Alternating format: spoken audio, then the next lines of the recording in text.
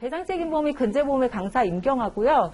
이번 시간은 저희가 안심문제 풀이 시간으로 여러분을 제가 찾아뵙습니다. 그래서 기본 강의 우리 다 배우고 지금 이 자리에 오신 건데요. 안심문제 풀이 들어가기 전에 짧게 지금 안심문제 풀이에서는 우리가 이제 앞으로 어떻게 공부를 할지, 그리고 이 시기에 여러분들께서 어떻게 공부를 하시는 것이 가장 효율적일지 그 부분에 짧게 좀 말씀을 드리고 우리 문제 풀어보도록 할게요. 지금 이제 앉아 계신 분들 중에 1차를 패스하신 분도 계시고 1차부터 시작하셔야 되는 분들도 계시는데, 뭐 1차가 이제 시험에 대한 부담이 없으신 분들은 2차를 이제 매진하시면 되기 때문에 그분들은 사실 걱정이 없는데, 4월에 했을 그 시험을 앞두고 계신 분들은 3, 4월 달에 사실 2차 공부를 열심히 하시기는 쉽지가 않아요. 그렇긴 하지만 이 부분을 손을 놓아버리시면 여러분들께서 동착하기 사실 어렵기 때문에 이 부분을 잘 병행을 하셔야 됩니다.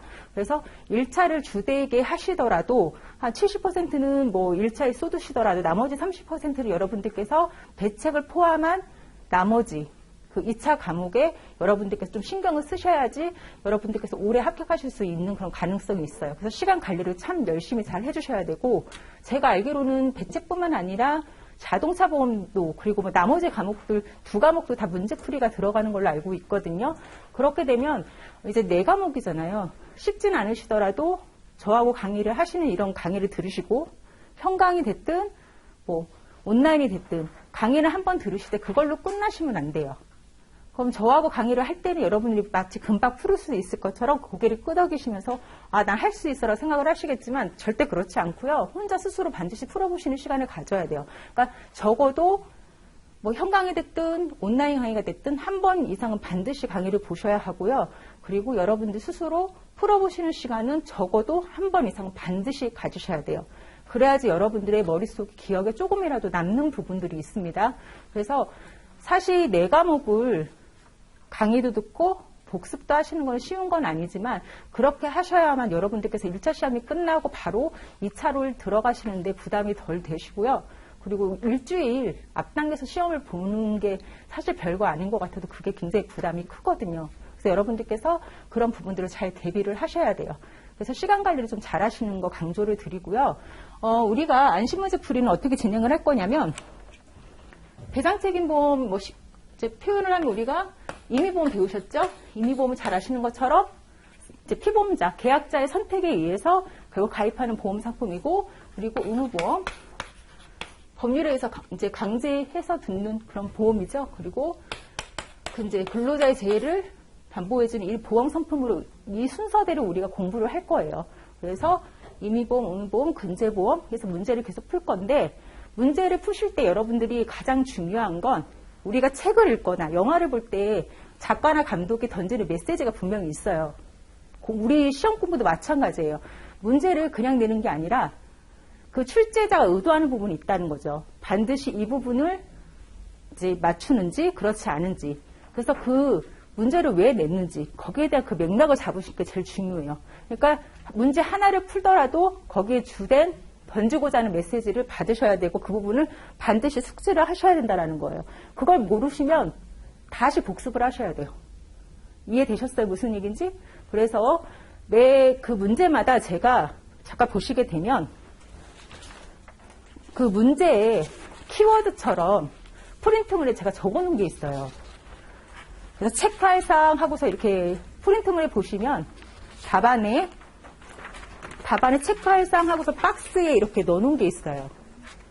그 부분을 반드시 여러분들께서 정리를 하고 가시라는 거예요. 이 문제에서 임경아라는 출제자는 이런 부분들 반드시 맞추시오. 이 부분을 여러분들이 공부하시오. 라는 그런 메시지로 만든 거기 때문에 여러분들께서는 이걸 중심으로 해서 공부를 하시면 돼요.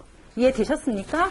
그래서 각 문제마다 이러한 주된 내용들을 위주로 해서 공부를 하시는데, 순서는 방금 말씀드렸던 것처럼 임의보험, 의무보험, 그리고 근제보험 순서대로 공부를 할 거고, 그리고 섞어서도 문제가 막 나오겠죠. 우리가 불법 행위자가 1인만 있는 게 아니기 때문에 공동불법 행위자가 있고 보험도 뭐 복수의 보험이 있기 때문에 이런 부분들을 어떻게 또 보상이 되는지 이러한 부분들을 우리가 공부를 하도록 할 거예요. 그리고 문제는 제가 안심문제 풀이를 위해서 새로 만든 문제랑 그리고 역대 기출문제 중에서 정말 괜찮은 문제들 있죠. 그러한 부분들 혼자 푸실 수는 있을 거예요. 답안이 있기 때문에. 그렇지만 거기에서 여러분들이 놓칠 수 있는 그런 부분들을 좀 중심적으로 한번 생각을 해보면서 풀 수 있는 그런 기출문제와 그리고 이제 문제집 새로 나온 거 아시죠? 그래서 이 문제집에 들어있는 그런 내용을 또 해서 이렇게 해서 풀도록 할 거예요. 그래서 이 안에 있는 이런 문제들을 이제 프린트로 제가 정리를 해서 해드릴 거고, 교재 안에 또 싫지 않은 그런 내용들은 제가 또 따로 각주를 달아서 프린트물에 정리를 해놨어요. 그래서 거기에다 좀 참고하셔서 같이 공부하시면 좋을 것 같아요. 그리고 제가 모의고사 때 이제 그러니까 거의 시험 2달 전쯤이 되겠죠? 그 정도 되면 제가 약수를 한 30문제 정도를 정리를 해서 올려드릴 거예요. 그럼 30문제는 사실 수험생의 입장에서는 오히려 그 양이 적어서 부담스러울 수 있는 그 정도의 양이에요. 30문제는 제가 이제 생각했을 때, 뭐 이번 22년도에는 이러한 문제들이 출제될 것 같다는 부분에 제가 정리를 해서 올려드리는 거긴 하는데, 저도 사실 사람이고 저도 무당은 아니잖아요. 그래서 그 30문제 안에 반드시 제가 찍은 문제들이 나오라는 보장은 없기 때문에 여러분들은 어떻게 하셔야 되냐. 그러면 이 문제집을 보면 약수를 쭉 정리를 해놨어요. 그러면 이런 부분들을 여러분들께서 이 문제집을 표현이 좀 그렇긴 하지만 무식하게 달달달달 외우실 생각은 하지 마세요. 절대 그렇게 외울 수도 없고 우리는 천재가 아니기 때문에 그렇게 외워지지도 않아요. 그러면 어떻게 하시느냐. 쓱쓱 읽어보세요. 그리고 굵은 그 글자를 위주로 해서 그 부분이 반드시 들어가는 그게 키워드이기 때문에 결국은 그 질문의 요지만 들어가는 되는 부분이니까요. 여러분들께서 이 부분을 쓱쓱 읽으시면서 반드시 공부를 하실 필요가 있어요. 언제 그냥 시간 나실 때마다 그냥 쭉쭉 읽어보시라는 거죠. 그러다 보면 내가 암기를 하려고 굳이 애를 쓰지 않아도 조금씩 정리되는 부분들이 있어요. 이해되셨죠? 그렇게 해서 약수를 좀 정리해 가시면서 제가 모의고사 시간 거의 그 시험 기간 2달 전에 제가 좀 정리를 해서 30문제 정도는 추려드릴 거예요. 그래서 그 안에 있는 부분들을 반드시 외우고 가셔라 라고 하면 2달이면 여러분들이 30문제 정도는 충분히 암기하실 수 있거든요. 그렇게 할 거고요. 사실 안심문제 풀이는 제가 이름을 지은 건 아니에요. 근데 왜 학원에서 처음에 이름이 되게 촌스럽다고 생각을 했어서 안심문제 풀이? 왜 안심문제 풀이라고 지었지? 라고 생각을 하다가 그 생각을 한번 해봤어요. 우리가 기본 강의를 듣게 되면 시험 이제 기본 강의를 들었을 때 학생들이 가장 어려워하는 부분들이 분명히 굉장히 뭔가를 많이 듣긴 들었거든요. 근데 배상책임보험 여러분들 잘 아시는 것처럼 범위도 상당히 넓고 보험 상품도 여러 개라 여러분들께서 그거를 한순간에 그걸 다 숙지하실 수는 없어요. 그럼 기본 강의가 끝나면 어떤 생각이 드느냐. 분명 나는 강의도 여러 번 반복해서 들었고 뭔가를 한 것 같기는 하는데 이게 제대로 그림이 그려져 있지 않다라는 거죠. 그러면 심적으로 상당히 불안한 마음이 들기 시작해요. 내가 공부를 잘못했나? 아니면 내가 머리가 나쁜가? 아니면 강사가 이상하게 가르쳤나? 여러 가지 생각들이 막 혼합적으로 막 든다는 거죠. 그러다 좌절하기도 하고. 근데 그거는 여러분이 걱정하실 필요가 없는 게 너무 당연한 거예요. 그러면 어떻게 되느냐? 그러면 안심문제 풀이 시간에 여러분들께서 여태까지 기본 강의로 뭔가 듣긴 들었던 그런 부분들이 하나하나 정립되는 시간이라고 생각을 하시면 돼요. 이런 부분들이 퍼즐 끼워 맞춰주듯이 이렇게 딱딱딱딱 이렇게 들어간다라는 거예요. 그래서 이때는 여러분들께서 실력도 폭발적으로 늘어나고, 그런데 실력이 폭발적으로 늘어나는 거는 거저되는 건 아니에요. 그만큼 여러분이 노력을 하셔야지 실력도 폭발적으로 늘어가는 부분인 거니까 여러분들께서 이 시간에 반드시 제가 해달라는 거는 여러분들이 기본적으로 하고 오셔야 돼요. 예습은 필요 없어요. 반드시 복습 필요하고요. 이 시간에 폭발적으로 늘어나기 위해서는 여러분들께서 가끔씩 제가 외우세요, 이 부분을 기억하세요 하는 부분들 놓치지 마시고 하셔야 되는 부분들 잘 따라와 주셔야 된다는 거죠. 아실 거예요. 그러면 저희가 7주 풀린인데 7주가 지나면 벌써 같이 시작을 하셨어도 실력이 조금씩 차이가 나기 시작을 해요. 그럼 우리 반 안에서 실력이 차이가 난다는 거는 전체 수험생을 두고 봤을 때는 상당히 서로 이제 어느 정도 갭이 있다라는 거죠. 그러면 이제 힘들어지는 거가 이 시간에 어떻게 하셔야 되겠어요? 상당히 정신 차리고 열심히 따라오셔야 되겠죠. 그래서 지금 이 시간에는 그렇게 해서 공부를 하실 거고, 아, 그래서 안심 문제라고 이름을 지었나 보다. 기본 강의 때 뭔가 붕붕붕 떠 있어서 불안했다가 7주가 끝나고 나면, 아, 나 뭔가 할 수 있을 것 같아. 그런 안심이 되는 그런 마음. 그래서 이름을 이렇게 지으셨나 학원에서 그런 생각을 혼자 막 하면서 웃었거든요. 그러니까 여러분들이 7주가 끝나고 나면, 아, 내가 다른 건 몰라도 배책은 자신 있다. 다른 거 성적 이상하게 나와도 배책으로 그거를 메꿔야지. 이러한 자신감이 들 수 있게끔 공부하셨으면 좋겠어요. 저도 최선을 다할 거고 여러분들께서도 제가 노력한 만큼 따라와 주셨으면 좋겠습니다. 아셨죠? 네, 저희 화이팅 하자고요. 네. 자, 저 이제 강의 시작하도록 할게요. 제 말 너무 빠른가요? 괜찮죠? 네. 저희 첫 시간에는 여러분들께서 문제집에는 있어요. 이제 어느 정도 여러분께서 익숙해지시기도 하셨겠지만, 우리 장애율 산정하는 것부터 간단하게 워밍업처럼 공부하시면서 여러분들 이제 조금 잊었던 부분들을 정리하는 그런 시간들을 가져보도록 할게요. 우리 장애율, 복합장애율 산정하는 부분들을 여러분들 이제 잘 푸실 수 있으실 거예요. 잘 푸셔야 돼요. 아직도 버버대시면 안 돼요. 그래서 만약에 이 부분이 익숙치 않으시다면 집에 가셔서 똑같은 문제도 반복해서 계속 푸시면 돼요. 아셨죠? 자, 우리 문제 한번 볼게요. 이제 우리가 맥브라이드 장애평가는 어떻게 산정하는지 이미 아실 거예요. 우리가 3보험에서 공부하는 그런 방식하고는 다르죠. 그러니까 1 더하기 1은 2가 나오는 공식이 아니라 우리가 몸에서 일부가 장애가 빠져나가면 장애가 되면 거기에서 또 일부가 없어진 상태로 시작하는 그런 차감 체증법을 사용하고 있다는 거 알고 계실 거고, 자, 1번 문제를 보시게 되면요.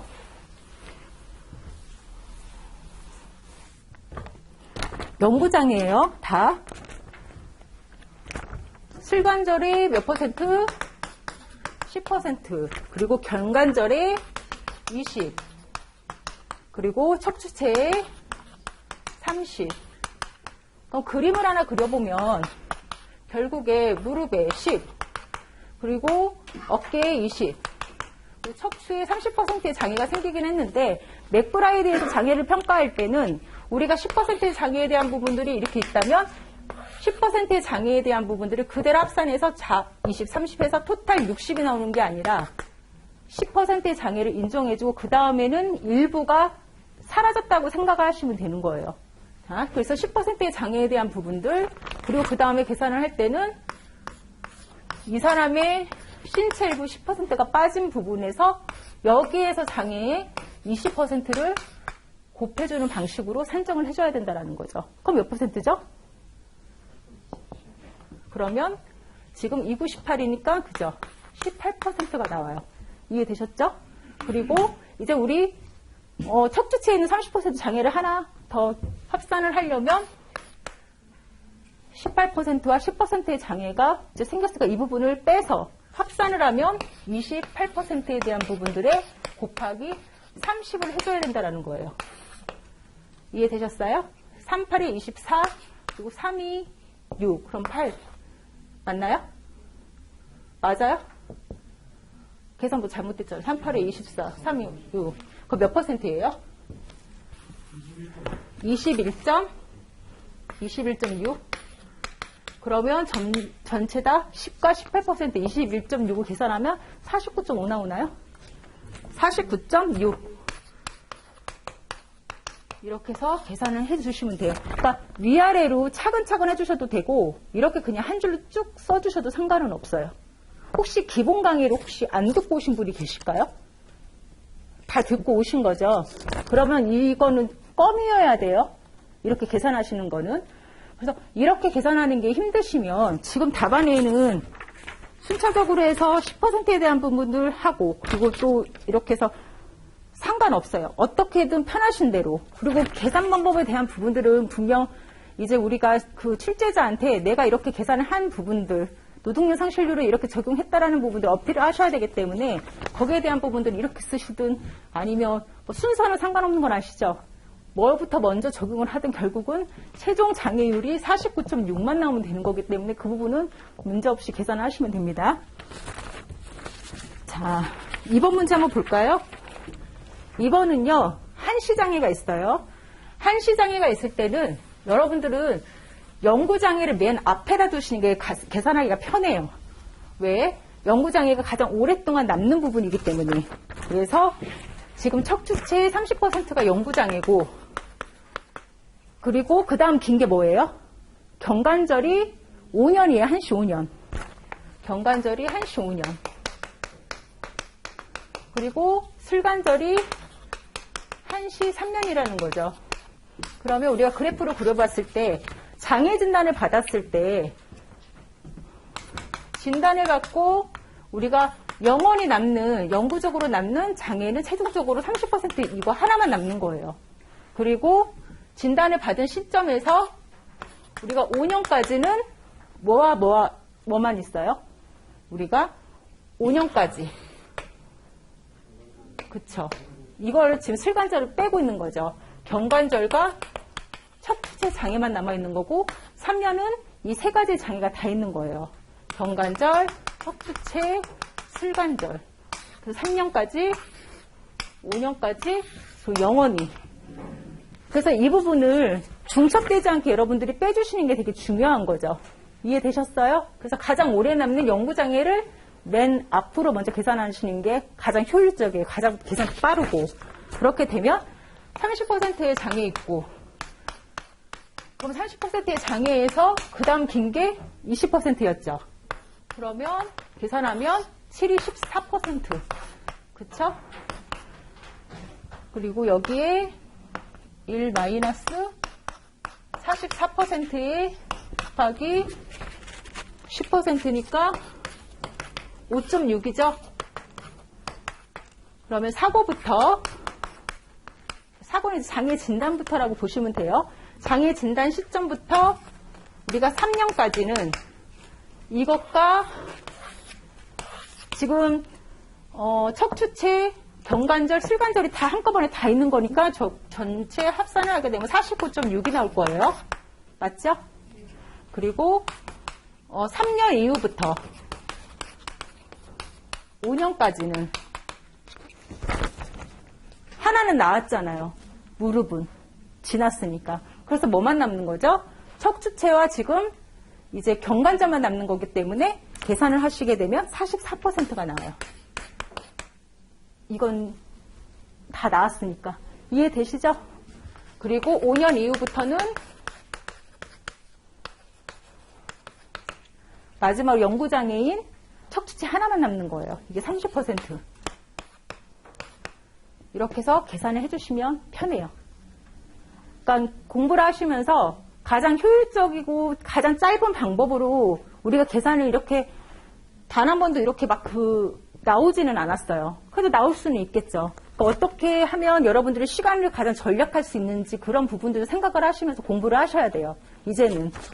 그래서 실력은요, 거의 대부분이 어떻게 보면 비슷한 수준에 이를 수 있어요, 이제는. 그러니까 학생들이 과거에는 정말 제가 강의 시간에 설명드린 적 있었죠. 초창기 때는 그 엉망인 성적 중에 몇 명을 추려야 돼서 괴로울 정도 세천자가 그 정도로 실력들이 형편이 없었어요. 그런데 날이 가면 갈수록 이제는 성적도 평점도 올라가고, 그러니까 이런 것들로 여러분들의 당락이 결정되지는 않아요. 그러니까 이런 것들로 당락이 결정되지 않는다라는 거는 이거는 여러분들께서 술술 나와야 된다라는 거예요. 그럼 결국은 이런 계산 문제는 술술 나올 수 있는 방법은 결국에 연습밖에 없어요. 그러니까 여러분들이 가장 효율적인 방법으로 그냥 눈 감고도 하실 정도로 하셔야 돼요. 그래서 계속 풀어보셔야 돼요. 아셨죠? 그리고 3번 문제는 이제 기왕장애가 있었어요. 기왕장애는 장애로 이미 사고 이전에 인정받은 부분이 있고, 우리가 기왕증, 기왕장애, 그리고 이거 같은 맥락이긴 하지만 얘를 기왕증, 그냥 기여도라는 표현으로 쓸게요. 이렇게 해서 구분 지을 수가 있어요. 기왕장애는 사고 이전 이미 장애 몇 %하고 진단을 받은 거예요. 그러니까 이 사람은 100%의 노동능력을 갖고 있는 게 아니라 사고 당시부터 뭔가가 좀 빠져있는 노동능력을 가지고 있는 거죠. 장애가 10%였다. 이 사람은 90부터 시작하는 거예요. 그래서 기왕장애는 이미 장애로 인정을 받은 거고, 기왕증 기여도는 장애로 인정받지는 않았지만 뭔가가 몸이 어디가 안 좋은 거죠. 그래서 사고가 나면 다른 사람들보다 먼저 더 상태가 안 좋아진다든지 그런 부분들이 있는 거예요. 그렇다고 해서 그 사람이 장애로 인정받은 부분이 없기 때문에 장애를 가지고 있었던 건 아니죠. 그 차이를 여러분들이 명확하게 알고 계셔야 돼요. 그래서 문제를 보시게 되면 그러니까 판례에서도 기왕장애와 기항증 기여도는 엄연히 구분해서 판례에서도 인정을 하고 있어요. 그러니까 그런 부분들을 명확히 알고 계셔서 문제를 풀어주셔야 된다는 거죠. 그래서 문제 3번에 보시게 되면 칠관절 영구장애 10%, 그럼 사고 이후에 발생을 한 거예요. 사고로 인해서. 경관절 20%는 기항장애예요. 그러면 이 사람이 사고 이전에 이미 몇 %의 장애를 가지고 있었던 거죠? 20을 가지고 있었기 때문에 사고 당시에 이 사람의 노동 능력은 80부터 시작하는 거야. 100부터 시작하는 게 아니라 20%를 빠진.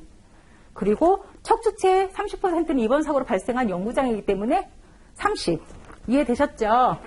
그래서 경관절은 기왕장애고 나머지는 이미 이제 사고 당시에 이제 경관절이 있었던 거고 이 부분은 사고 발생으로 인해서 생긴 장애라는 거. 그 부분을 기억을 하고 계시면 돼요. 그래서 계산을 하실 때 그냥 기왕장애를 처음부터 이렇게 더해서 이 부분을 빼주고 똑같이 계산하시면 8%. 그리고 여기 플러스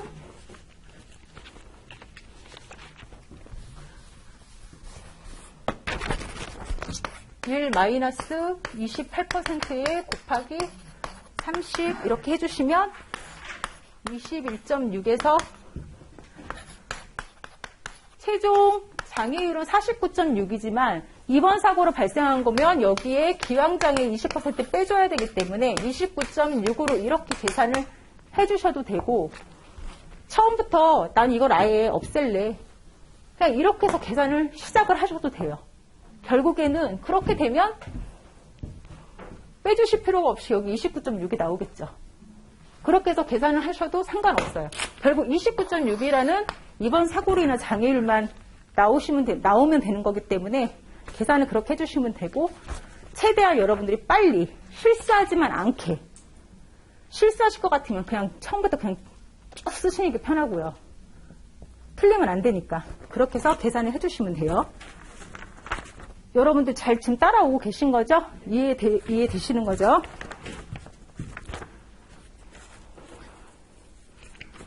자, 이제 4번 문제를 보실게요. 4번 문제는 척추체에 기항증 기여도가 있어요. 기항증 기여도가 있다는 건 제가 뭐라고 말씀을 드렸어요? 기여도는 장애가 아니라고 말씀을 드렸어요. 단지 뭔가 정말 기여를 한 거예요. 기여를 했기 때문에 이 사람이 다른 사람들보다 뭔가 사고에서 취약할 수 있는 거예요. 그래서 부러지지 않아도 되는 것들을 부러질 수도 있는 거고 이런 영향을 뭔가 미쳤다라는 거죠. 그래서 그런 부분도 다 감액을 해줘야 되는 필요가 있는데 어쨌든 장애로 시작한 부분은 아니기 때문에 기여도에 대한 부분들만 넣어주시면 돼요. 그래서 척추체가 20%고 기여도는 50%이기 때문에 결국은 이번 사고로 인정받을 수 있는 부분들은 10%인 거예요. 이 부분은 10%예요. 근데 교재를 보시면 제가 더하기가 아니고 곱셈으로 해야 되는데 제가 더하기로 해놨더라고요. 교재 보시면 교재가 103페이지.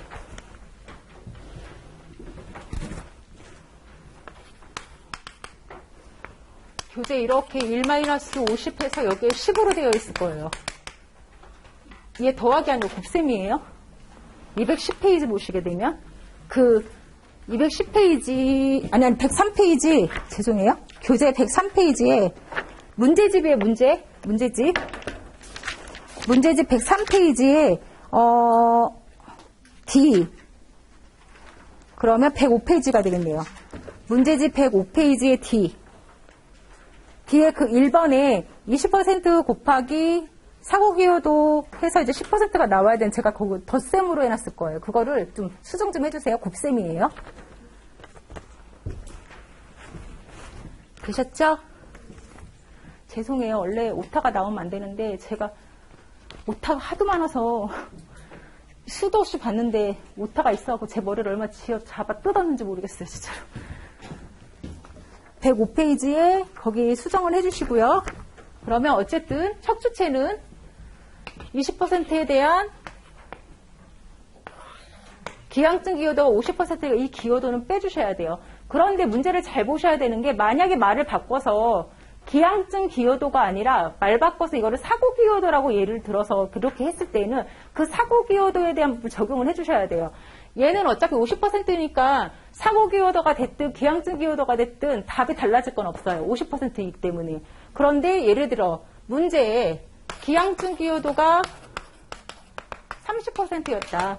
그러면 사고 기여도는 바꿔 얘기하면 몇 %라는 거예요? 70이에요.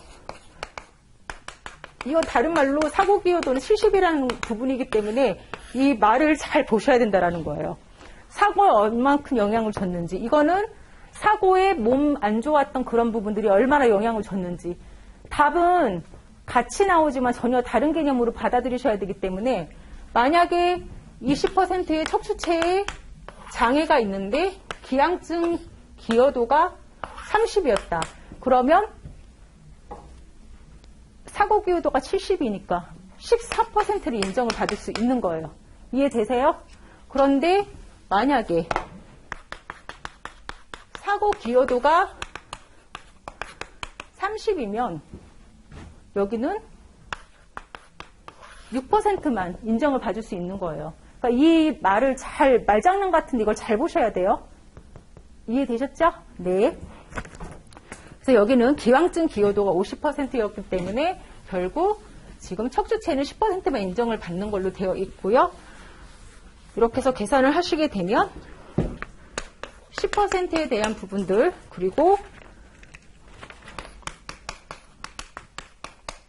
슬관절에 대한 이 장애 해주시면 9%, 그리고 1-19%에 대한 또 20%니까 계산을 하시면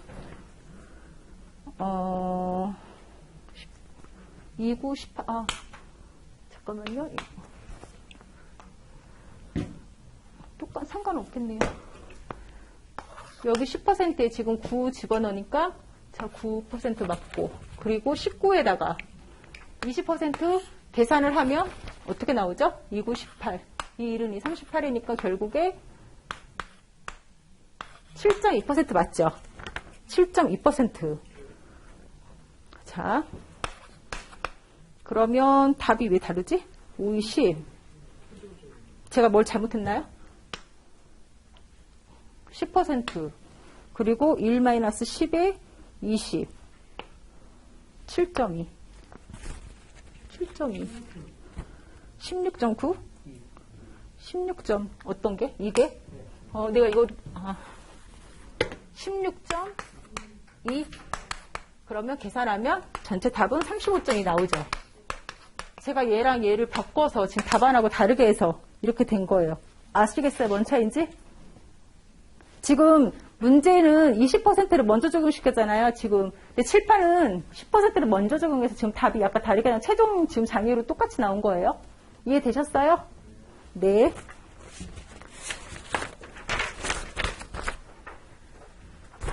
자, 문제 5번을 볼게요.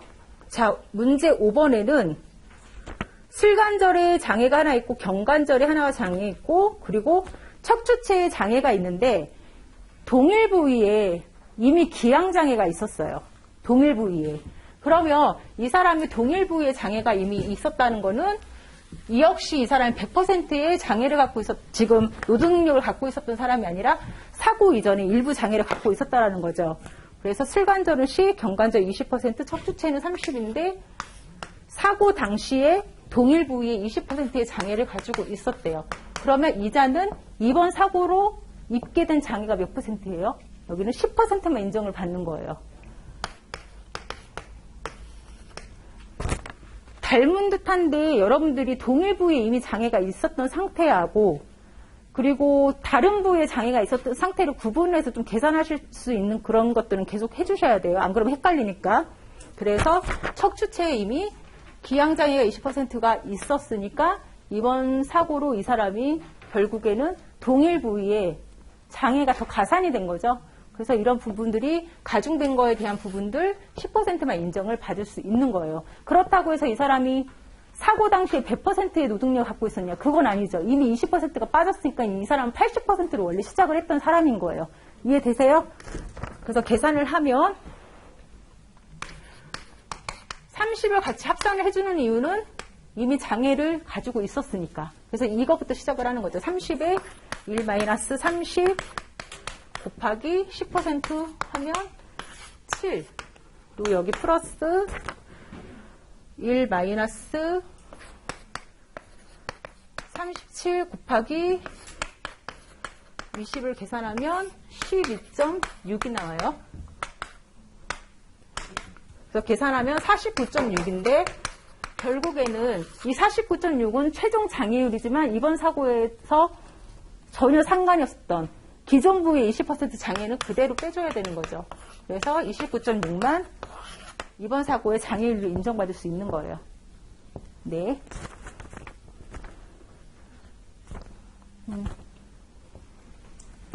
자, 그리고 문제 6번은요. 여러분들 이제 의학을 기본 강의 때는 여러분들이 제대로 그때는 진도가 그렇게 안 나가서 이제 척추체 부위를 여러분들 다 암기를 하셔야 돼요. 암기를 하셨나요? 뼈 몇 개 있고 이런 것도 다 암기하셨어요?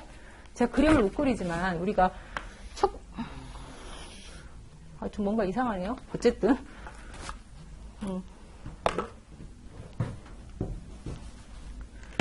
척추체에 우리가 공부를 했을 때 맨 위에 있는 뼈가 뭐예요? 예, 경추죠. 경추. 그리고 흉추. 그리고 요추. 이렇게 공부를 했어요. 뼈 몇 개예요? 경추 몇 개예요? 7개. 흉추 12개. 이거 다 외우셔야 되는데 요추. 우리가 삼보험에서는 이 부위를 동일 부위로 봐요. 동일 부위. 이 척추체를 동일 부위로 보는데 맥브라이드는 엄격하게 구분지어서 봐요. 경추, 흉추, 요추. 심지어 우리가 흉추 11번과 12번하고 요추 1번은 배우부라고 해서 이 부분은 다치게 되면 사람들이 더 활동하기가 불편하기 때문에 장애율을 더 높게 인정을 해줘요. 이렇게 해서 각각의 부위로 인정을 하고 있어요. 그런데 실무로 이제 우리가 그 약관이 그 삼보험에서 약관이 변경되면서 이걸 동일 부위로 보기 시작하면서 이게 이제 배상 책임에까지 점점 이렇게 알게 모르게 침범을 하는 거죠. 그래서 보험사에서 동일 부위로 해서 각각의 장애를 인정 안 해주려고 하는 경향은 있는데요. 그래서 저도 이제 그런 부분을 좀 감안해서 예전에는 그냥 동일 부위처럼 그렇게 또 가르쳐 드렸다가 그런데 그러면 안 되겠더라고요.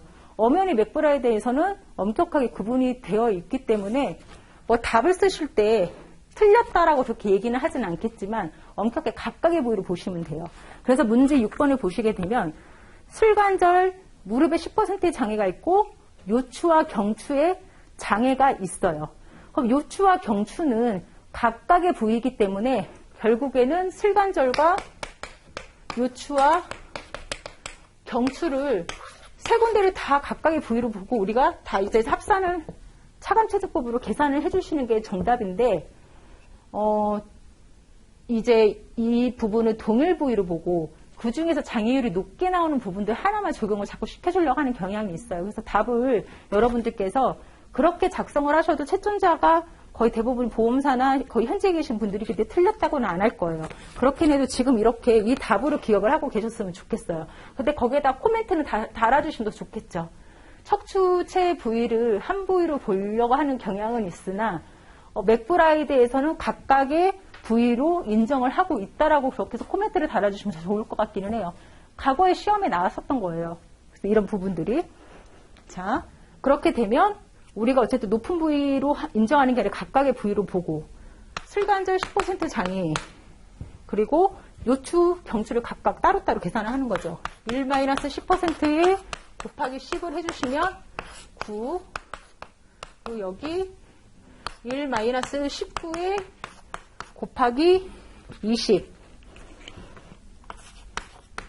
20을 하면 16.2가 나와요. 그래서 전체 합산을 하면 35.2%가 나오는 답이 나오고 만약에 그래서 보험사 왜 다 떨어지니?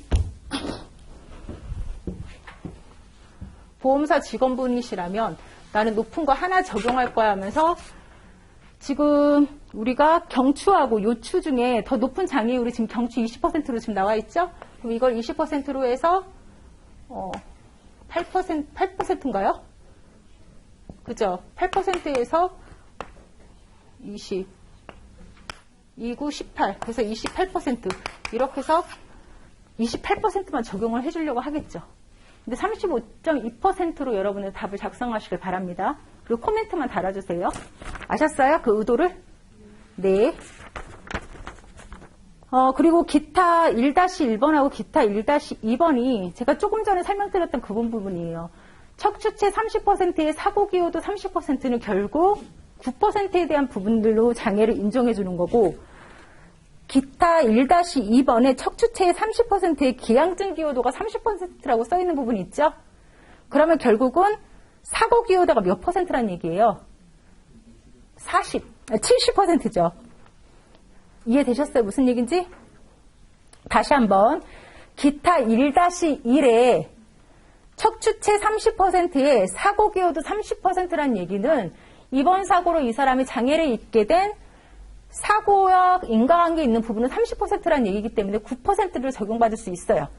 그런데 기타 1-2번 이 부분에 척추체 30%의 기항증 기호도 30%라는 얘기는 결국은 사고 기호도 몇 %라는 얘기예요. 바꿔 얘기하면 70이라는 얘기이기 때문에 3, 7에 21에서 21%를 인정받을 수 있다는 거죠. 그러니까 말장난 같은데 굉장히 큰 차이가 있는 거예요. 그래서 이거를 이해를 하셔서 문제를 풀으셔야 돼요. 막 푸는 게 아니라. 이해되십니까? 네. 이거는 제가 굳이 안 풀어봐도 여러분들이 그 의도만 알고 계시면 되기 때문에 우리 이제 문제를 본격적으로 풀기 전에 복합장애율을 한번 풀어봤어요. 되게 쉬운 것 같은데 헷갈릴 수도 있어요. 지금 뭐 기항장애나 기항증 기호도나 이런 부분들이 들어가면. 그래서 여러분들 심심하시면 새로운 문제를 푸실 생각을 하지 마시고 이 문제를 계속 푸세요. 그럼 숫자만 바뀌면 그냥 산수 문제니까 여러분들 금방금방 넣으시거든요. 그래서 이 부분은 그냥 계속 풀어보세요. 뭘 의도하는지. 그리고 지금 이 부분은 높은 것 중에 하나를 자꾸 실무적으로는 하려고 하는데 그렇지 않다. 척추체를 그냥 동일 부위가 아니라 각각의 부위를 바라봐야 된다. 지금 맥브라이들은 그렇게 산정을 하고 있으니까. 그래서 그 부분만 여러분들께서 좀 신경 써서 보시면 될 것 같습니다. 특별하게 어려운 건 없으시죠? 그리고 질문 있으시면 언제든지 수업 끝나고 저한테 질문을 주시면 돼요. 쉬는 시간에도. 숨 돌릴 새 없이 저희가 1번 문제를 바로 풀어보도록 할게요. 제가 문제를 여러분들하고 많이 풀어보고 싶어서 사실 원래는 10문제까지, 지금 여러분들이 가지고 계신 거는 8번까지 거예요. 제가 10번 문제까지 다 만들어서 학원에다가 드렸어요. 근데 오늘 이 시간에 아무래도 못 나갈 것 같아서 여러분들이 다음 주에 또 프린트물을 안 가져오실 확률이 거의 80% 이상이라 제가 저거는 따로 달라고 했어요. 시간이 되면 풀고 안 그러면 다음 시간에 풀겠다고. 그래서 여러분들은 좀 제가 쉬는 시간 여유를 10분밖에 못 드리고 수업 시간에 여유를 많이 드리지 못하더라도 한 문제라도 더 같이 풀고자 하는 저의 마음이라고 생각을 하시고 좀 힘드셔도 따라오셨으면 좋겠어요. 첫날부터 왜 이렇게 막 달리는 거야 저 아줌마는 이러지 마시고요. 아셨죠? 네. 자, 1번 문제는 제가 좀 지우면서 설명을 드릴게요. 기존 기출문제예요. 기존 기출문제인데 2015년도면 나온 지가 조금 됐죠. 한 7년 정도 된 문제예요. 근데 여러분들께서 저하고 푸시면 이렇게 쉬운 문제가 있을 수가 없어요. 그런데 만약에 혼자 이렇게 푸시면 뭘 얘기하는 걸까 하고 생각하실 수도 있는 문제예요. 우리가 보상한도에 대한 부분들을 말씀을 드렸었어요. 수업 시간에. 그래서 보상한도는 우리가 1인당은 말 그대로 사람 하나당 사고가 났을 때 줄 수 있는 최대치의 금액을 얘기하는 거예요. 보상한도에서. 그리고 한 사고당은 뭐죠? 한 사고가 발생을 했을 때 그때 지급할 수 있는 최대치의 그 보상 한도를 얘기를 하는 거예요. 그리고 총 보상 한도는 우리가 보험기관에서 지급할 수 있는 총 금액을 얘기하는 거예요. 그래서 보험이 개시되고 보험이 끝나는 이런 시점에 총 보상 한도를 넣었다면 뭐 총 보상 한도가 예를 들어 10억이다. 그러면 몇 차례에 걸쳐 사고가 발생을 했든지 아니면 1회의 사고가 발생을 했든지 10억이라는 보상금이 다 지급이 되면 이 보험은 자동으로 소멸되는 거죠. 더 이상 지급할 수 있는 부분들이 없는 거예요. 보험 우리가 약속한 날이 뭐 다 도래하기 전이라도. 그래서 총 한도가 있다면 그 총 한도에 대한 부분도 여러분들이 적용을 해서 풀어주셔야 되는 거고, 사고당은 뭐 사고가 뭐 1차, 2차, 3차에 났을 때 그럼 각각의 그 보상 한도에서 그냥 지급을 하면 되는 거고, 그 부분을 여러분들께서 제대로 이해를 하시나 하는 그런 문제를 2015년도에 출제자가 낸 거죠. 그래서 문제를 잘 보실게요. 보험기간 중에 H호텔에서 2회의 사고가 발생을 했대요. 근데 문제를 잘 보시면 총 보상 한도액은 없어요. 1번 문제, 1번 문제. 총 보상 한도액은 없어요. 보험은 영백체계 시소율을 가입을 했고, 근데 보상 한도를 잘 보시게 되면 우리가 재물 손해하고 그리고 신체 장애에 대한 손해를 보상하게끔 만들어 놨어요. 그럼 여러분들 보시게 되면, 자, 우리가 신체 장애에 대한 부분이나 대물 손해는 제3자에게 지는 법률상 책임을 담보해주는 보험 상품이에요. 그러니까 여기에 피보험자가 문제 없으세요? 있으시죠? 피보험자가 다치거나 아니면 피보험자의 뭔가 물건이 망가지거나 하는 부분들은 보상받을 수 없는 상품인 거예요. 영배책 시설소유 관리, 여러분들 아시는 특별약관 맞죠? 우리 공부했으니까. 자, 그런 상품인데, 자, 보상한도를 잘 볼게요. 대인 신체장애 1인당 1억, 한 사고당 2억이에요. 그러면 예를 들어서 A, B, C, A와 B와 C가 다쳤고 각각 1억씩 전체 손해가 발생을 했다면 A도 1억, B도 1억, C도 1억이라는 손해가 발생을 했다면 보험자가 보상할 수 있는 금액은 얼마예요? 네, 2억이에요. 3억이라고 하시면 틀려요. 왜? 사고당 금액은 2억이기 때문에. 그러니까 기초적이지만 그런 부분들을 명확하게 알고 있냐. 그 메시지를 결국에는 출제자가 이제 지금 넣은 거죠. 자, 전제 조건 한번 볼게요. 1차 사고는 대형 조명 설비의 붕괴로 투숙객 A하고 B가 부상을 입었는데 A는 손해배상액이 얼마죠? 1억 5천. B는 1억 2천. 그리고 조명 설비 복구 비용은 7천만 원. 그리고 특수객 응급 처치 및 후송 비용은 100만 원이래요. 그럼 여러분들 여기서 딱 보셨을 때 벌써 보상하지 않는 금액이 뭔가가 나와야 돼요. 여기서 보상하지 않는 금액이 있을까요? 뭐가 있을까요? 맞아요. 조명 설비 복구 비용. 이건 왜 보상하지 않아요? 피보험자의 재산 손해예요. 우리는 항상 법률상 배상 책임은 제3자에 대한 결국 책임이기 때문에 피보험자가 지는 피보험자의 그냥 재물 손해에 대한 부분들은 보상 자체를 하질 않아요. 그래서 얘는 벌써부터 면책이라는 거 여러분들이 알고 계셨어야 돼요. 그리고 투숙객 응급처치 비용은 손해방지 비용인데 이 부분은 보상을 어떻게 하죠? 보상 한도가 소진을 해도 보상이 된다는 걸 여러분들이 명확히 알고 계셔야 돼요. 그 지문을 읽기 전부터 그 부분을 읽으면서 여러분들 이해를 하셔야 되고, 자, 2차 사고를 한번 볼게요. 2차 사고는 호텔 사우나에서 온수관 파열로 내방객이 화상을 입어서 이제 상해를 입은 거죠. 그래서 피해자의 손해액은 법원에서 판결 금액이 얼마 나왔어요? 9,600만 원이 나왔어요. 그리고 소송 비용이 1,000만 원 나왔죠. 그럼 소송 비용에 대한 부분들은 우리가 비용 손해에서 어떤 부분이에요? 방어 비용이고, 그죠? 방어 비용은 보상 한도를 소진해도 다 초과해도 지급을 하나요? 네, 보상 한도 내에서 보상한다는 부분들 명확히 또 알고 계셔야 되겠죠. 그리고 여기에 온수관 복구 비용이 또 있네요. 500만 원. 이 부분은 맞아요. 면책이에요. 왜냐? 피보험자가 결국 입는 재물손해이기 때문에 이 부분을 면책으로 보셔야 된다는 거죠. 그러니까 이 부분을 명확히, 이게 굉장히 기초적이면서도 이 부분을 이해하지 못하면 풀 수가 없어요. 그래서 최근에도 이런 비용 손해에 대한 부분이 문제가 나온 적이 있어요. 그러니까 얼마든지 응용이 가능하니까 이런 가장 기초적인 거에도 여러분들이 다 이제 암기를 하고 계셔야 된다는 거죠. 이해를 하고 계셔야 된다는 거예요. 답안 한번 볼까요? 답안을 보시면 체크할 사항을 한번 볼게요. 박스 안에 체크할 사항.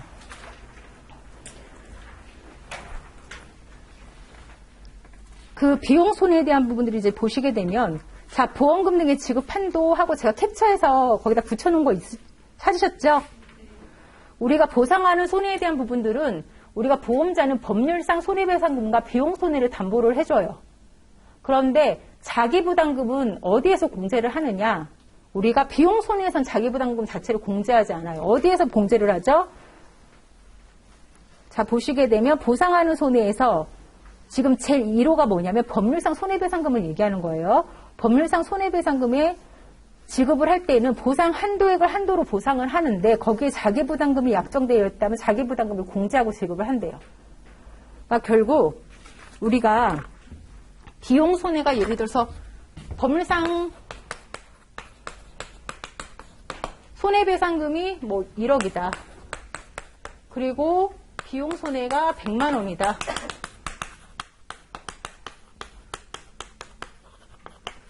그런데 보상 한도가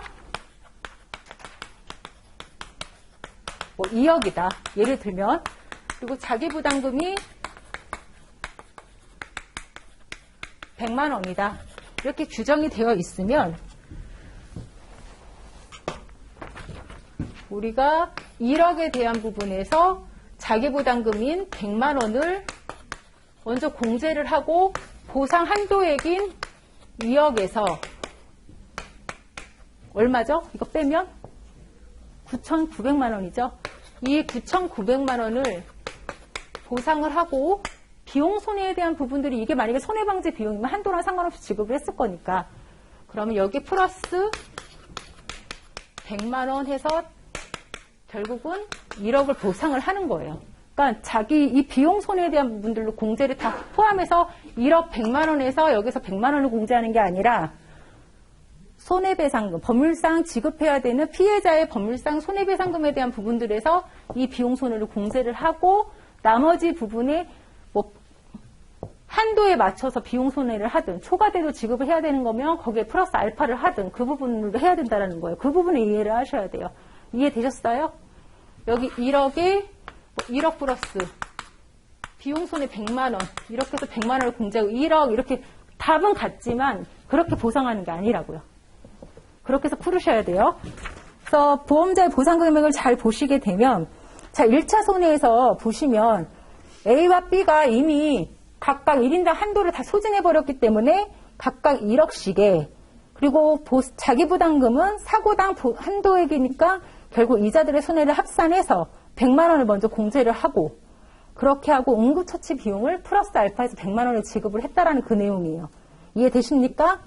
네. 2차 사고는 우리가 9,600만 원이 나왔죠. 법률상 그 배상금이 판결로 9,600만 원에서 자기부담금 100만 원을 뺀 거예요. 그러니까 비용 손해인 순방 비용을 다 합산해서 1억이 넘는 금액에서 자기부담금 100을 뺀 게 아니에요. 이 부분을 먼저 계산을 해서 결국 9,500만 원을 보상하고 여기에 방어 비용을 잔액 한도에 맞춰서 지급을 한 거죠. 그렇게 해서 문제를 이해를 해주셔야 돼요. 간단한 것 같은데 되게 좋은 문제예요. 2015년도 이 기출문제가. 그래서 이 부분을 좀 이해를 하시고 기본적인 강의 내용이긴 하지만 이 부분을 좀 이해하시면 풀길 바라는 마음에 하나 했고요. 저희 좀 10분만 쉬었다가 정확하게 8시에 시작할 테니까요. 그렇게 할게요.